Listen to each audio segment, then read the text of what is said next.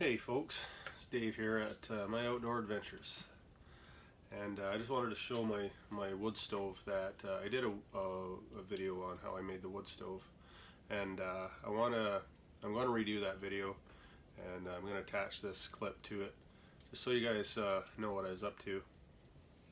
And I apologize to everyone that's watched that video because I'm going to remove it, and I'm just going to add my own music to it because I don't want to use other people's music if I can help it. So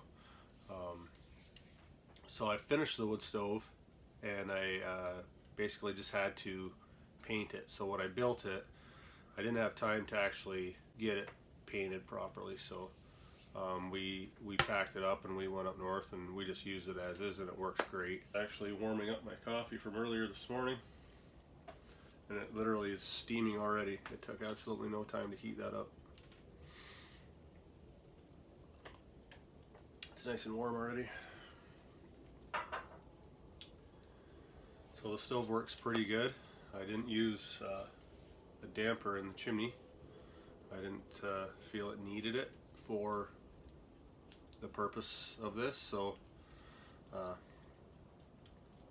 have one. I could put one in if I feel like it needs it, but you know, when we're out using this setup, you're not out for long periods of time, and it's not like the tent's not insulated, so it's not like you need to try and retain any heat from the stove, because when it goes out it gets cold no matter what, and when it's freezing temperatures. So it got down to like minus 15 Celsius in early November when we were in northern Ontario.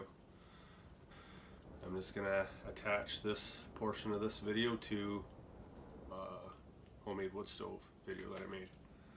So I appreciate everybody watching, and I thank you for all the likes and comments on my previous Northern Ontario trip video. If you guys like these videos that I'm doing, I hope you would subscribe and stay tuned for some future outdoor videos and some do-it-yourself projects.